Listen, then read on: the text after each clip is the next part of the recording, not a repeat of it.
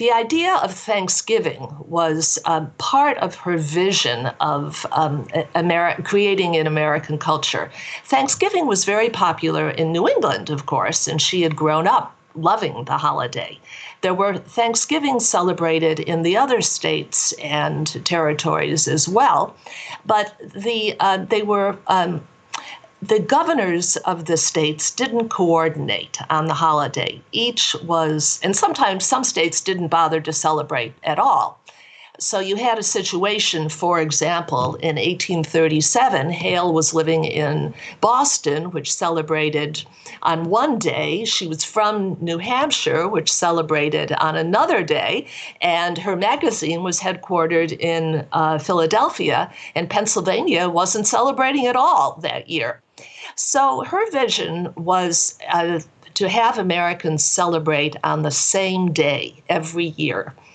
She thought that giving thanks, the idea of coming together to give thanks as a nation would help. It had a higher moral principle, she believed, and that it would bring the country together in a positive way. And as the country moved closer to civil war, she hoped that it would prevent that war.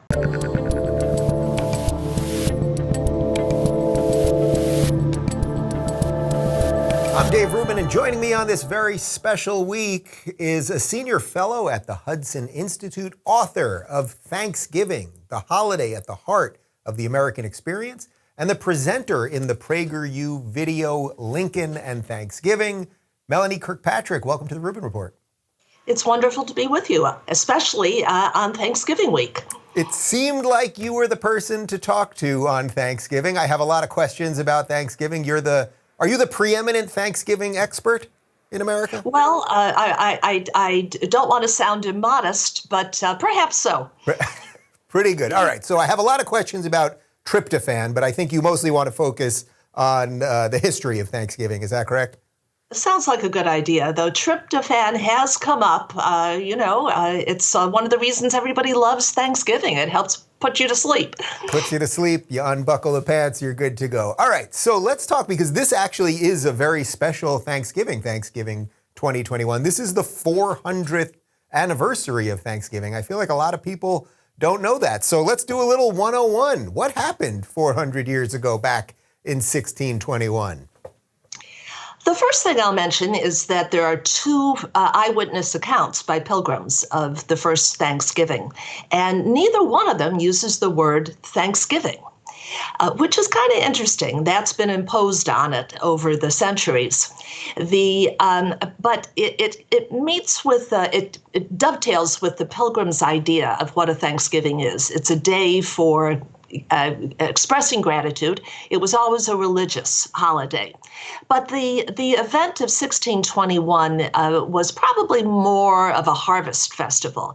But that doesn't mean we can't call it a Thanksgiving, because if you read those two first-person accounts by Pilgrim Edward Winslow and William Bradford, the governor of Plymouth Colony, they present an event that was very much like the one we celebrate today, at least in spirit. The spirit of gratitude was at the forefront. It was a spirit of amity with the Native Americans. It was a time of sharing. It was a time of fellowship, and it was a time of peace. And one of the things I object to is the modern day progressive interpretation of that day as the beginning of a period, the destruction of the Native American peoples. And that's completely wrong, because if anything, the first Thanksgiving points the way to the multicultural people we have become, because the Native Americans and the Indians were celebrating together peacefully and in harmony. Yeah, so it's hard for a lot of people to believe that, and I don't want to dwell on it because it's not true. You discuss it in the book, you discuss it in the PragerU video, but can you just for another minute or two, just explore that a little bit, that, people have this idea that they were just there to kill each other or whatever it is, whatever the modern version of all this is. But really, 400 years ago, the Native Americans and the Pilgrims were sitting down and they were saying, hey, we can be thankful together on this land peacefully together. Yes, yes, they were, and the Pilgrims had a lot to be thankful for the assistance of the Native Americans. They probably would not have survived had they not received the instruction from the Native Americans on how to plant, where to find good hunting grounds and good fishing waters. So, and they knew it. There were 52 pilgrims present at that first Thanksgiving, and most of only about half of them were men, and yet there were 90 Indian warriors present. So you can see why they might have been a little wary, and that was probably one reason that they decided to have a shooting presentation. They showed the Native Americans, how their guns and how they could use them, and it might have been in part a warning, but at the same time, they were very grateful for the help of the Native Americans that made it possible for them to survive. So you tell the story of Thanksgiving because it didn't exactly become a holiday right then and there, that there are two sort of people that were integral to the story of Thanksgiving. One of the people we know well, one we don't know as well, although you just wrote a book, I believe, about the second person. So tell us about those two people. Oh, the first one is President Lincoln. And the second is Sarah Josepha Hale. And the link between the two of them is Thanksgiving. Hale was the most influential woman of the 19th century. She was editor of Godey's Ladies book for 50 years, and this was one of the most widely read and widely circulated magazines in the 19th century. And it's kind of an amazing story of how a widow with five small children rose to such an exalted position. But she did.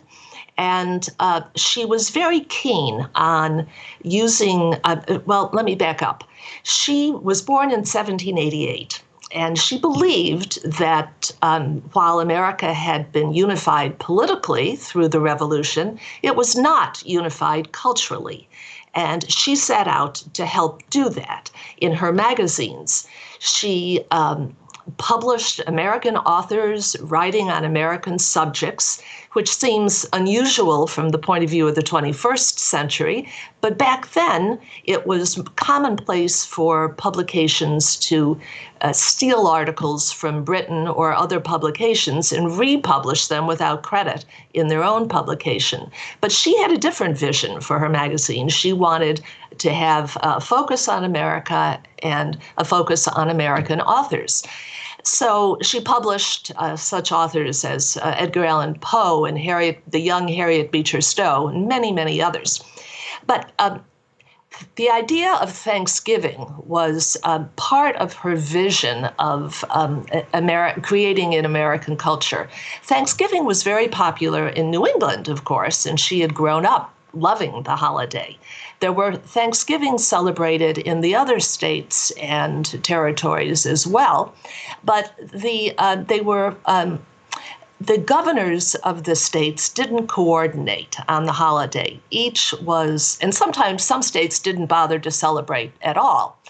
So you had a situation, for example, in 1837, Hale was living in Boston, which celebrated on one day. She was from New Hampshire, which celebrated on another day.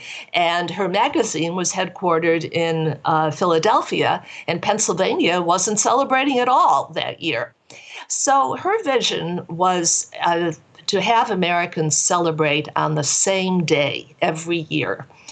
She thought that giving thanks, the idea of coming together to give thanks as a nation would help. It had a higher moral principle, she believed, and that it would bring the country together in a positive way. And as the country moved closer to civil war, she hoped that it would prevent that war.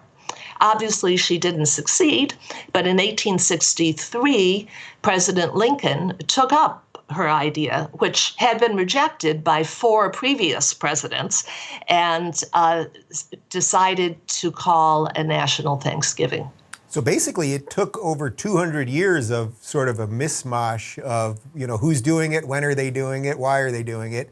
And then finally, Lincoln said, okay, we're all going to do it. And then did everyone kind of fall in place and immediately say, let's do it? Yeah, the South didn't want to listen to Lincoln during the Civil War, of course, but the Union rallied very positively to his call.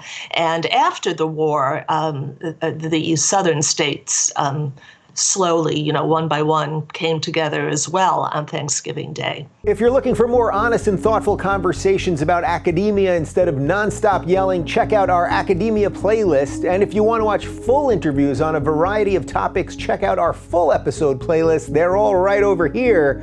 And to get notified of all future videos, be sure to subscribe and click the notification bell.